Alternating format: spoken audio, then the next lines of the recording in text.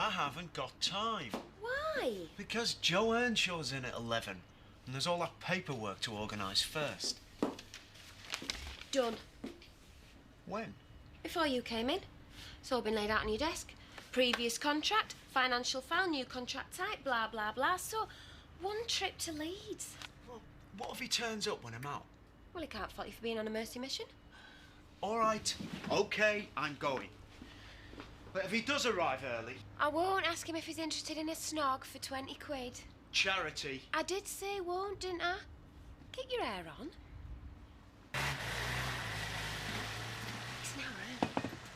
I must have written it down wrong in the diary. Can we meet up later? What am I going to do with him? Sean reckons he's wobbly about signing.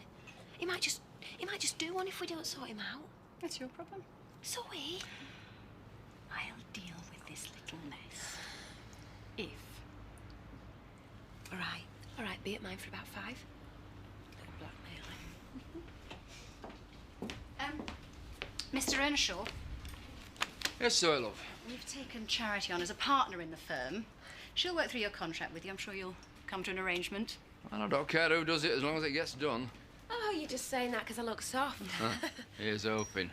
Is that my stuff over here? See you later.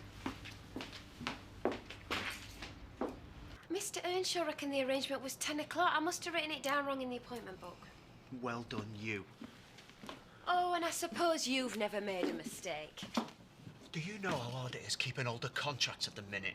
Not as hard as some people might have you believe. I'll take him out for a pint later. All done. Even got a 10% increase on last year. Now, I was going to go for 12%, but I couldn't do the maths in my head. What do you think you're playing at? Oh, don't thank me. Is this just some pathetic stunt? Just to show how indispensable you are? I bet you knew he was coming at 10 o'clock. Oh, grow up. 20 quid for a snog? What did you have to do to get him to sign this? I talked to him, and I listened to what he had to say, what problems he had with the service and how we could make it better. Then we chatted about the money, and because he was satisfied with everything I'd said, he signed. Doing business is so complicated, isn't it, Sean? I don't know how you and Chris manage, I really don't. So where is she?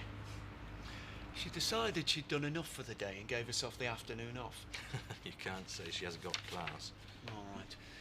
She did get the deal off that tight-fisted old getter. I'm impressed. Sean, we agreed we'd try and get an extra few quid out of him. She has done us an enormous favour. Maybe you and me should start wearing tighter tops. Don't you think you're being a bit churlish? How would you feel if Ollie came in here to do a bit of filing and ended up running the company? OK, so you feel undermined. If you make her think you approve of her pulling this kind of a trick, then we're knackered. I've got nothing against her. I know exactly how much rope to give Charity, but in the meantime, if she runs rings around us but gets a result like this, I'm quite happy to sit back and admire the view. You get over it, Sean. Oh, Ed, any chance to give me a hand? Sorry, I'm in a hurry. Oh, come on, I won't eat you. I'm collecting Emily, then we're going to your uncle's. Oh, how thrilling. What's the occasion? Marlon Dingle, what's to do? All right. Well, I take it I'm not invited then. Right, well, thanks for letting me know. Are you all right? What do you think? If it's any consolation to you, I won't be welcome either. You still got asked, though, didn't you?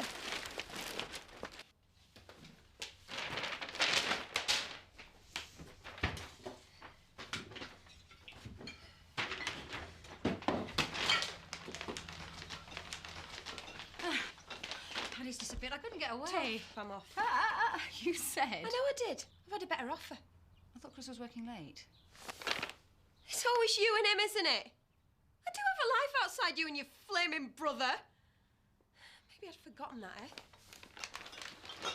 So, this woman says to the butcher, "Do you keep dripping?" And the butcher says, "Yeah, I do, love.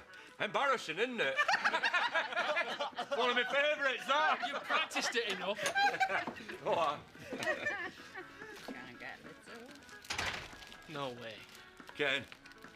Yeah, I'll shift over, Betty. Hey, you need all room I can get me. I've got 500 big uns stuffed down my bra.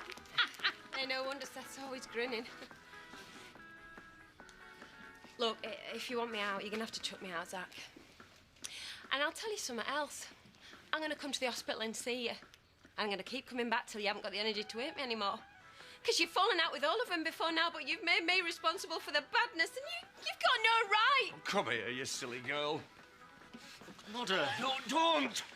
It's me, Sam and Belle you should be with, not this tart. Let him cut you open, you've gone pathetic. Ken! I need her here.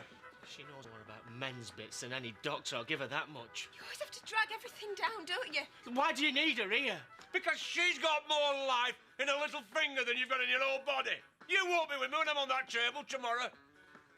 I'll be on my own. But I'm not an invalid yet. Tell me you want me here. Not like this, Ken. I'm too tired. 26 years I've had to wait for a dad who meant something to me. All I ever wanted was one tiny moment where I was being put first. At least Shadwack were honest. He loathed me and told me as much to me face. I don't loathe you, you idiot. But sometimes I find it hard to like you. If this thing gets you... Shut up! What? Start whining to me on your deathbed about how sorry you are. I'll finish it myself.